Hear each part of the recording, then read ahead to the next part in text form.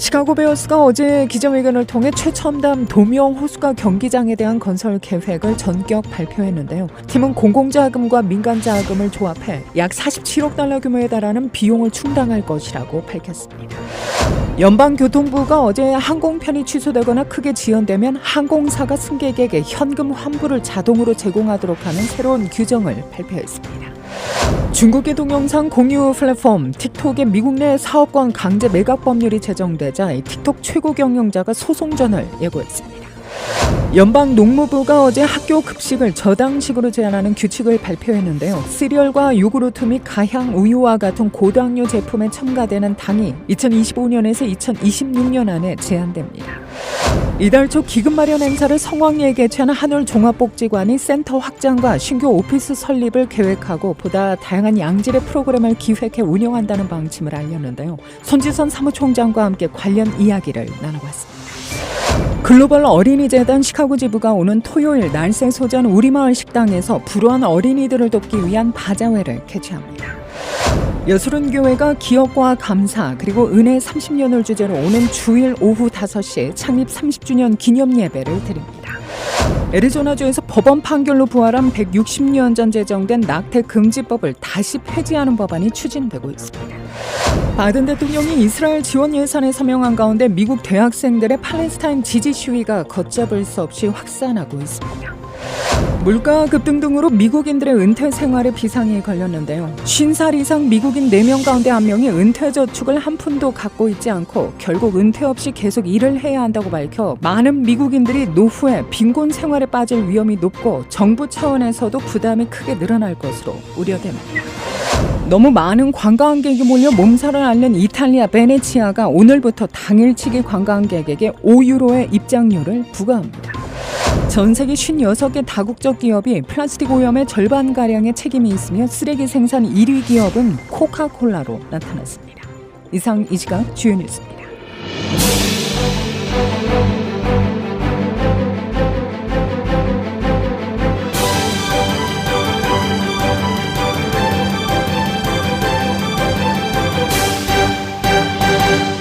시카고 베어스가 어제 기자회견을 통해 새로운 호수가 경기장에 대한 세부 정보를 공개했는데요. 베어스는 이날 약 47억 달러 규모의 최첨단 도명 호수가 경기장에 대한 건설 계획을 전격 발표했습니다. 팀은 공공자금과 민간자금을 조합해 비용을 충당할 것이라고 밝혔습니다. 1년 전 베어스는 300에이커가 넘는 주거공간과 호텔 및 소매 공간을 포함하는 알링턴 하이츠 계획을 발표한 바 있죠. 이들은 여전히 이 토지를 소유하고 있지만 이제는 호수가 부지에 모든 초점을 맞추고 있다고 전합니다. 이는 시카고 구단이 솔저스필드에서 슈퍼볼과 전미 대학 스포츠협회 파이널 4와 같은 주요 이벤트를 유치할 수 있도록 최첨단 시설의 경기장으로 교체하기 위해 수년간 기울인 노력 중에 최신 업데이트입니다. 케빈 워런, 베어스 사장 겸 CEO의 모두 발언으로 시작된 이날 기자회견에는 브란 존슨 시장도 참석해 축사를 전했는데요. 베어스는 2025년 여름 착공에 2028년 여름 그랜드 오픈을 목표로 하고 있다고 밝힙니다. 지난달 워런은 호수가를 따라 공공소유의 돔 경기장과 공원 공간을 건설하기 위해 팀이 20억 달러 이상의 자금을 제공할 것이라고 발표했죠.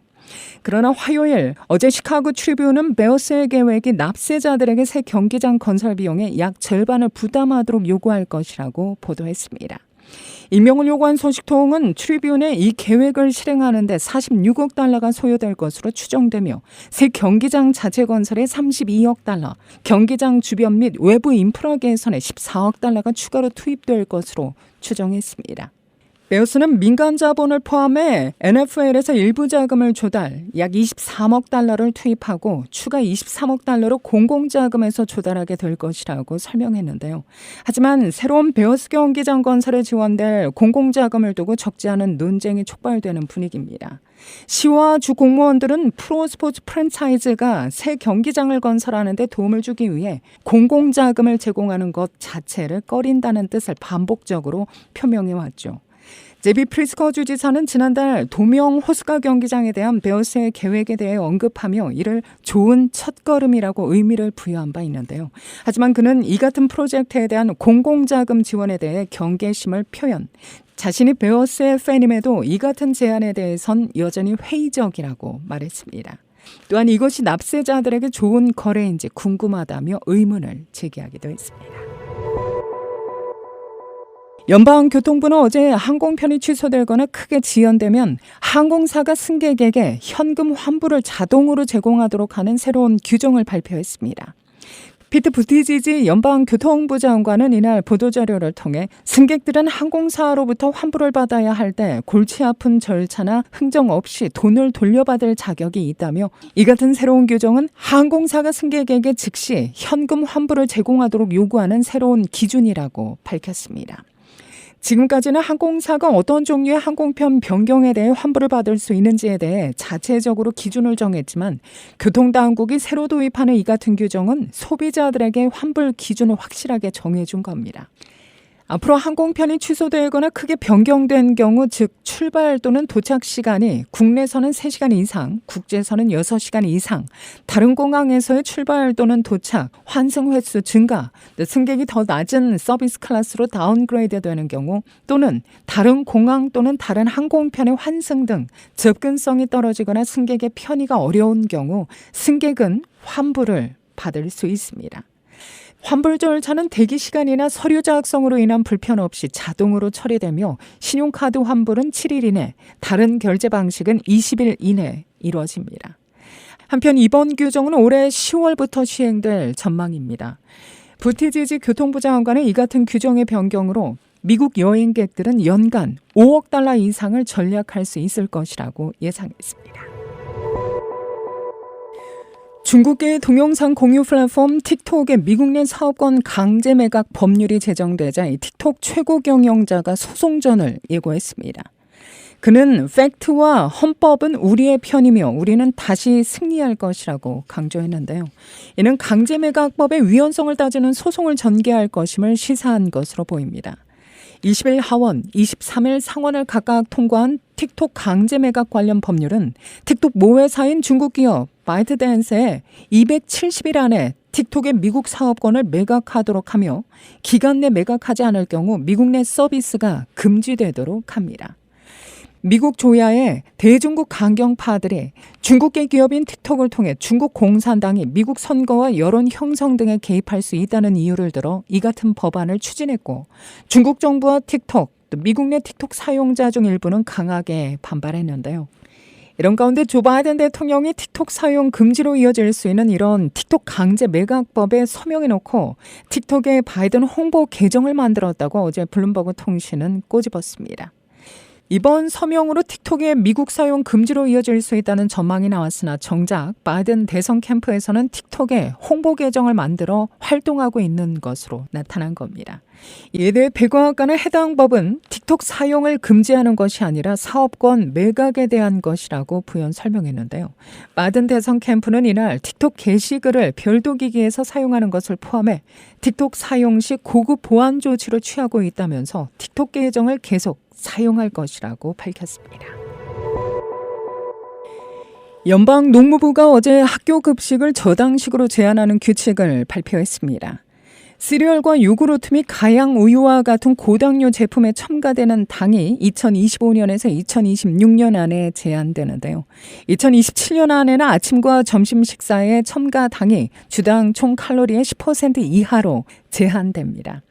이외에도 나트륨은 지난 2023년 제한된 30%까지는 아니지만 2027-2028학년도까지 아침 식사에는 10%, 점심 식사에는 15% 줄이는 규칙이 발표됐습니다. 이는 궁극적으로 연간 약 226억 달러를 들여 매일 아침 식사를 하는 1,500만 명 이상의 학생들과 또 점심 식사를 하는 약 3천만 명의 학생들에게 건강하고 균형 잡힌 식단을 제공합니다. 톰 빌삭 농무부 장관은 이 같은 계획은 학생들을 비롯해 그들의 건강을 바라는 학부모들의 기대를 충족시키기 위한 것이라고 덧붙였습니다. 한편 지난 2023년 초코와 딸기 등 향이 첨가된 우유를 급식에서 완전히 배제하는 방안이 보도된 것과는 달리 저당 가양 우유가 허용될 것으로 보입니다.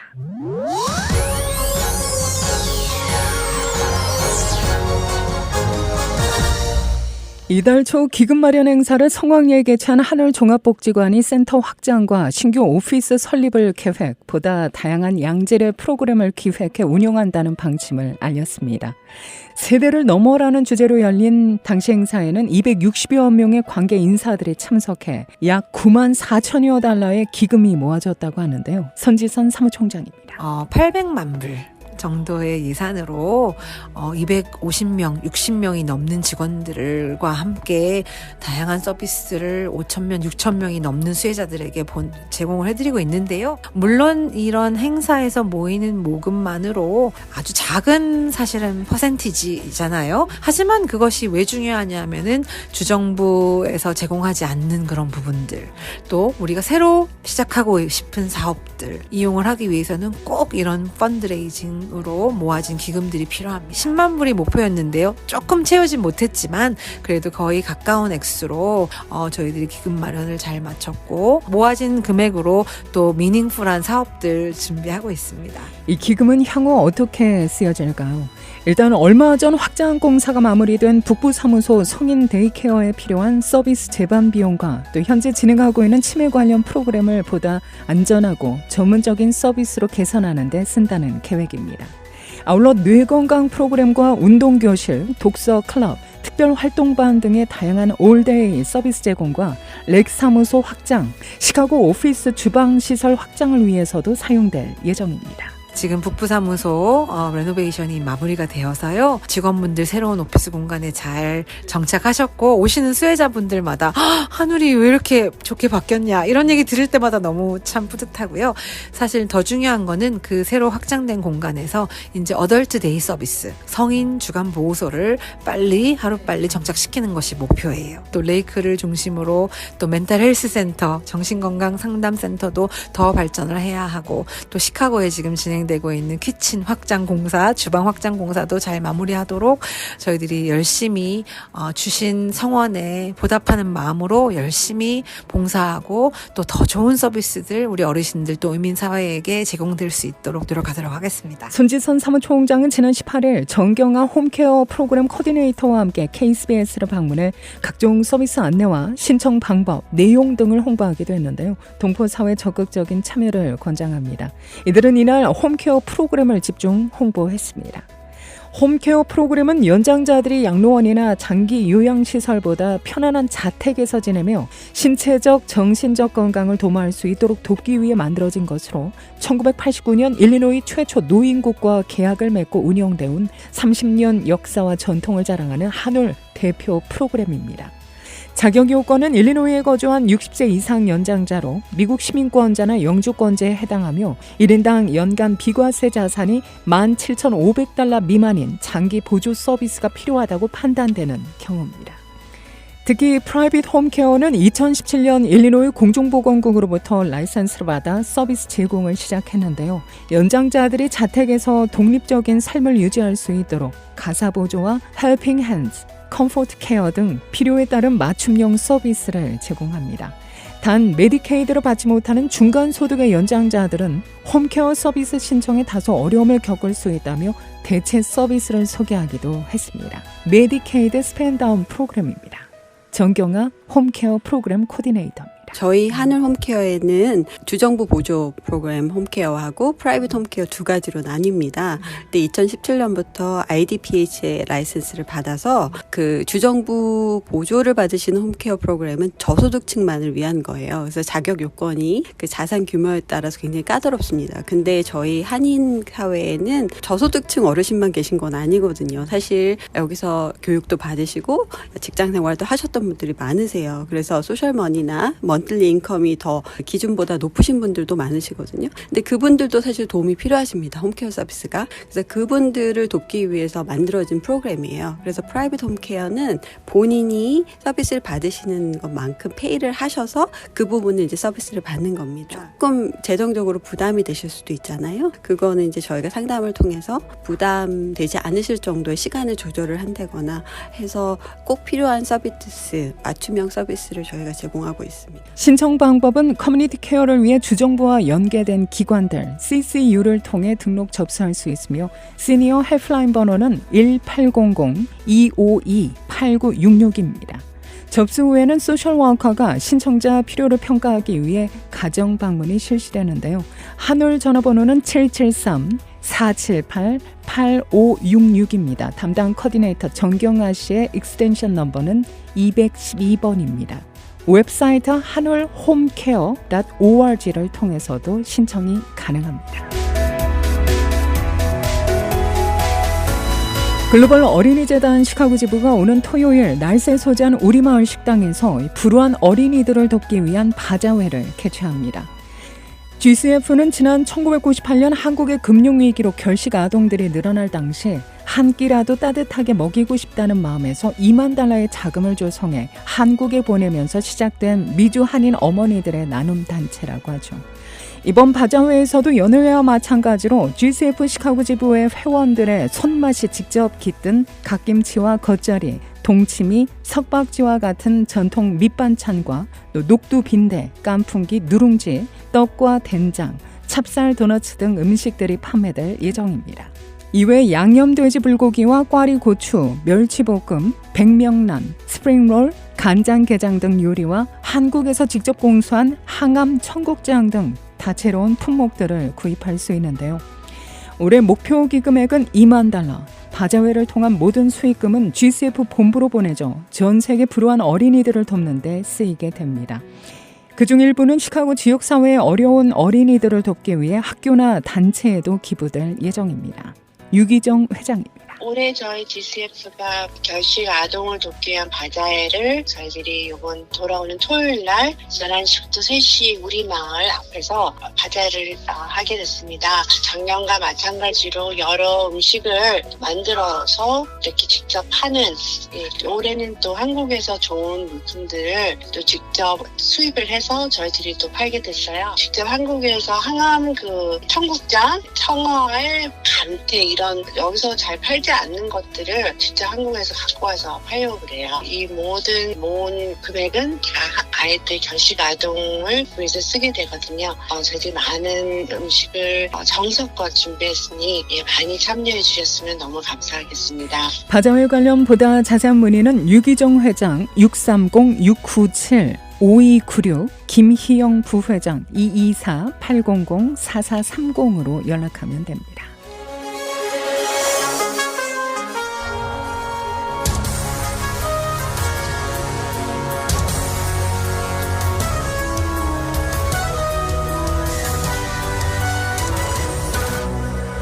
여수른교회가 기억과 감사 그리고 은혜 30년을 주제로 오는 주일 오후 5시에 창립 30주년 기념 예배를 드립니다.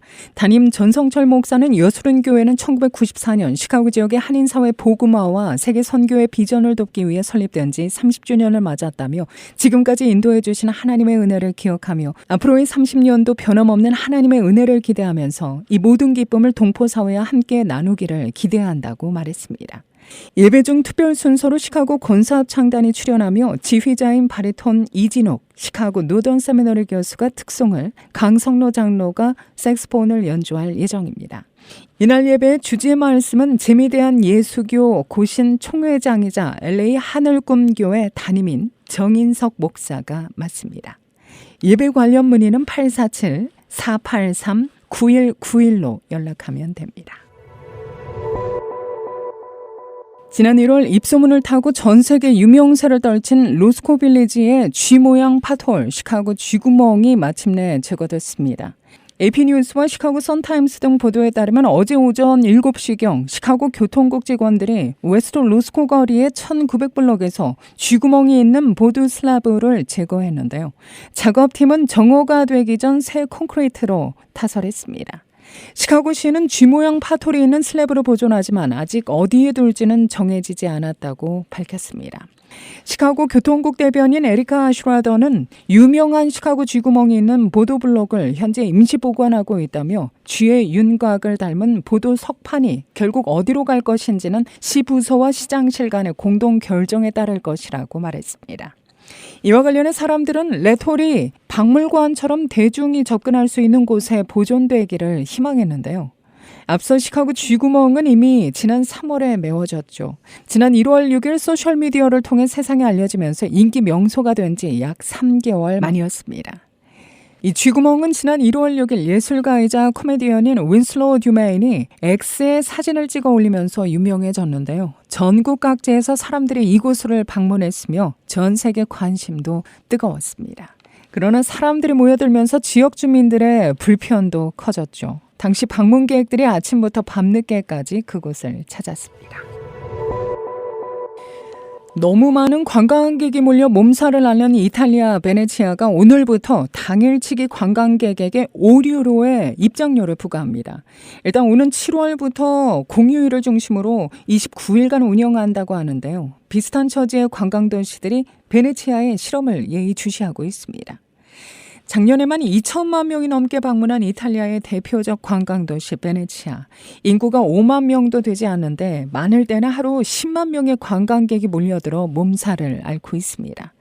극심한 혼잡과 소음, 부동산 가격 급등 때문에 오히려 주민들이 하나둘 떠나면서 인구는 계속 줄고 있다고 하죠. 견디다 못한 베네치아시가 오늘부터 세계 최초로 도시 입장료를 징수하기 시작한 겁니다.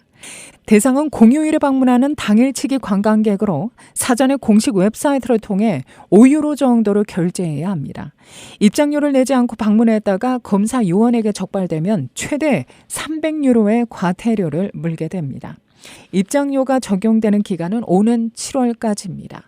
지역 경제의 위축을 감수한 베네치아의 입장료 실험이 통하지 않을 경우 더욱 강력한 관광객 통제 조치가 이루어질 것으로 보입니다. 물가 급등 등으로 미국인들의 은퇴 생활에 비상이 걸렸습니다. 50살 이상 미국민 4명 가운데 1명이 은퇴 저축을 한 푼도 갖고 있지 않고 결국 은퇴 없이 계속 일을 해야 한다고 밝혀 많은 미국인들이 노후에 빈곤 생활에 빠질 위험이 높고 정부 차원에서도 부담이 크게 늘어날 것으로 우려됩니다. 또 응답자의 70%는 소득이 물가를 따라잡지 못하면서 생활에 여유가 없다고 답변했는데요. 임대료나 모기지 상환 등 주거비를 포함한 생활비가 너무 비싸다는 겁니다. $10,000 이상의 카드 빚이 있다고 답한 응답자는 약 33%, $20,000가 넘는다고 답한 응답자도 12%에 달합니다. 보고서에서 전문가들은 소셜 시큐리티 연금 기금이 머지않아 고갈되고 또 메디케어도 현재와 같은 모든 혜택을 지급할 수 없게 될 것이라고 전망했는데요. 어제 발표된 연방 센서스국 데이터에 따르면 지난 2022년 중간 선거 기준 전체 유권자 가운데 65살 이상은 30% 이상을 차지했습니다. 시니어층 유권자들의 표심을 잡는 것이 선거 승리의 관건이 되는 겁니다. 조 바이든 대통령은 메디케어 가입자들의 인슐린값 상한선을 $35로 제한하고 이를 정기적으로 홍보하고 있으며 도널드 트럼프 전 대통령은 소셜 시큐리티 연금과 메디케어를 강력 보장하겠다고 밝히는 등 노인들을 대상으로 한 선거 운동을 펼치고 있습니다. 지난 밤사이 서리주의보가 발령될 정도로 차가웠던 시카고 일은 오늘 오후 들어서 점차 기온이 오르기 시작해 주말 내내 70도대의 봄 날씨 이어질 것으로 예보됩니다. 금요일인 내일은 곳곳에 약간의 소나기 소식이 전해지고 있는 가운데 다소 구름 낀 맑은 날씨에 주일까지 이어질 것으로 전망되고 있는데요. 오늘 낮 최고 기온은 59도, 밤 최저 28도, 내일 낮 최고 기온은 63도, 밤 최저 41도, 모레 토요일의 낮 최고 기온은 81도까지 오르면서 무덥겠습니다. 밤 최저 61도가 예상됩니다. 이 시각 기온은 43도, 습도는 87%, 바람은 서풍이 2마일의 속도로 불고 있습니다. KBS 모닝 포커스 데일리 뉴스는 최신 학문과 기술 연마를 통해 최상의 치료로 보답하는 김광수 측과 모든 보험을 원스톱으로 해결해드립니다. 한인사회를 위한 박상화 종합보험. 시대가 변하고 세월이 흘러도 영신이 추구하는 정신은 변하지 않습니다. 최고의 상품으로 소비자의 행복을 책임지는 영신건강 제공으로 함께합니다. 오늘도 하나님의 큰 위로와 축복이 함께하기를 소망합니다.